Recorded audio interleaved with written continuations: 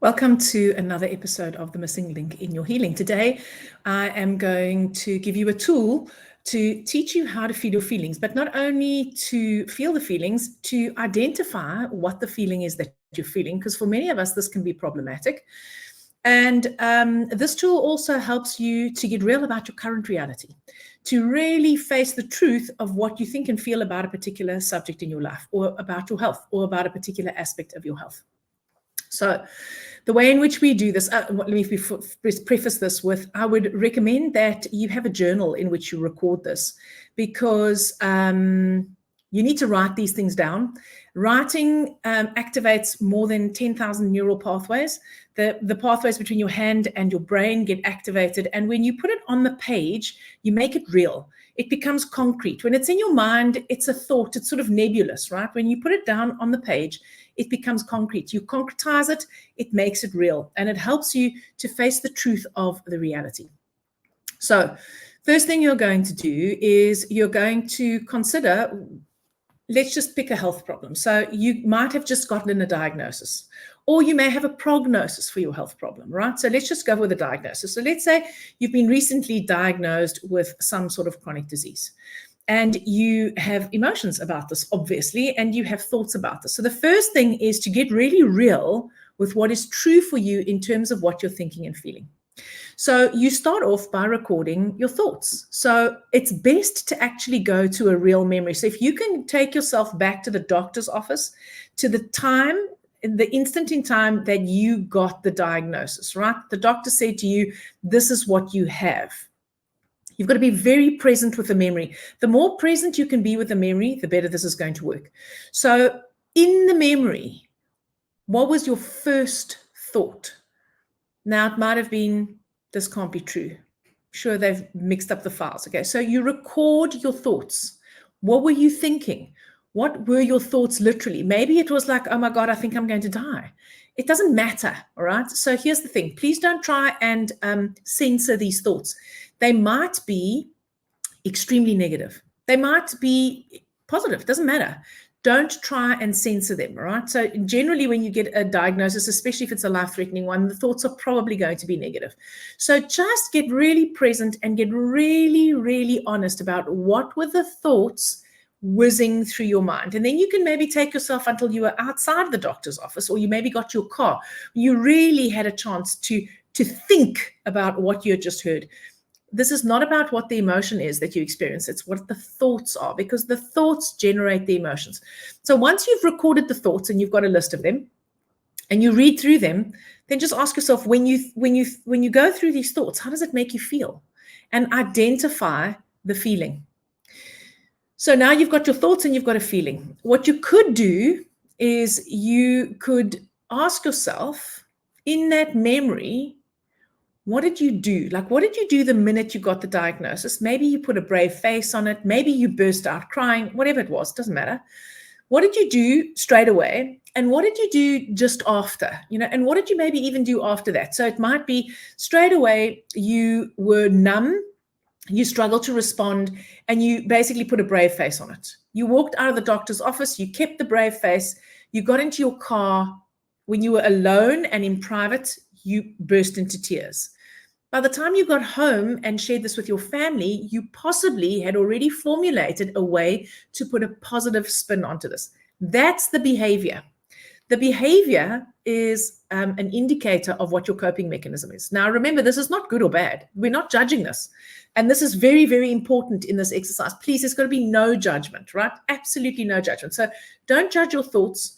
Don't judge the feelings that are generated, and don't judge the actions. This is an exercise in actually getting real with what is true for you, or what was true for you in the moment and the time shortly thereafter. So now you've identified a couple of things. You've identified your thoughts, you've identified your feelings, and you've identified what your coping strategy is. So that is one way of doing this exercise. What we really want to focus on today is the feeling, all right? Because if the feeling isn't felt, it gets trapped in your body. So if you didn't watch the last episode on emotions, I would really urge you to go and have a listen to that. Or did I say watch? Watch or listen.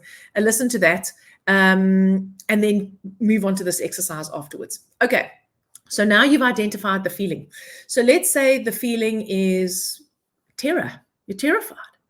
What you want to do is you want to get really present. So this is how you feel the feeling, right? You want to get really present with the truth of how you feel. I'm terrified right now. I'm so scared, for example. Then you're going to do a scan of your body. Imagine a scanner scanning of your body. I always think of those things they used to use at security in the airport when they used to like run them up and down you. I think of those. So imagine just scanning through your body and then locate where in your body are you feeling the feeling.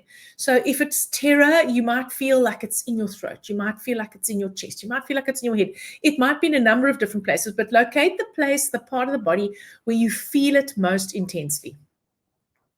Once you've located the part of the body where you feel it most intensely, imagine that you are describing it in terms of its appearance to someone who has no idea what a feeling is.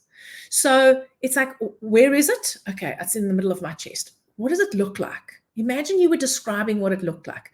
What is its shape? What is its color? Does it have a texture? Does it have a temperature? Is it still? Is it moving? Now, you might not get an answer to all of those things. Those are just prompts.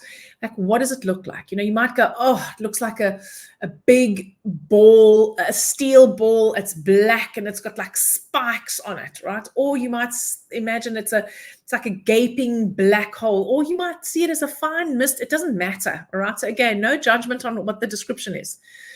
The reason why you want to find the location is because it's always in the body. And the description helps you keep your mind occupied while you're paying attention to the feeling. Because feelings want to be felt. Remember, they don't want to be fixed. And in order to feel them, we need to pay attention to them. So as you're sitting with it, where is it? What does it look like? You just keep on taking your mind back to that. Where is it? What does it look like? Where is it? What does it look like? Now, as you're doing this process, you might find that feeling intensifying. Remember, feelings are like waves of energy. They come in, they peak, they break, they roll to the shore, and then they recede. So while you're sitting with it, you might find it increasing in intensity, and then you may well find it receding. It all depends on how long you can actually sit with it.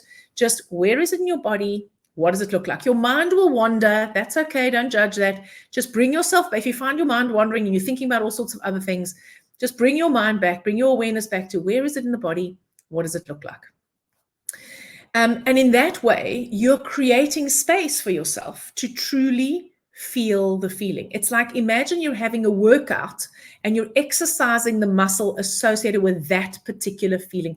You're increasing the size of the muscle. And the more you do that, the more you increase your capacity to feel the feelings without being paralyzed by them. Because there's always going to be things in life that are going to make you scared or anxious or angry or frustrated or sad or shamed or any one of those things. There are always going to be those things in life. And the more your capacities, the stronger your grief muscle is, the more grief you can tolerate. The stronger your anxiety muscle is, the more anxiety you can tolerate. Now, this doesn't mean that the more anxiety you're going to have.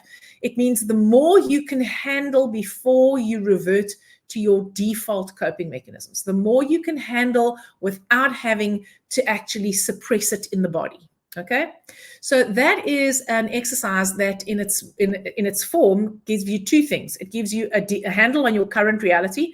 And in order to make this really good, you've got to be brutally honest about the thoughts and the feelings and the strategies without judging them.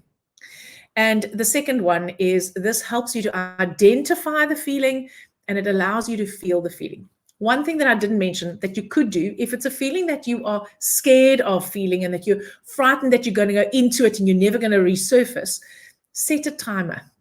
Once you've identified the emotion, decide how long do you think you can sit with this fear? 2 minutes. Set the timer on your phone for 2 minutes.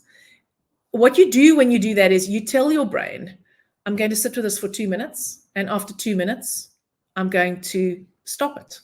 It builds safety into the exercise so that you don't have the fear of getting lost in the feeling. I hope that that makes sense to you. I hope that that is valuable to you.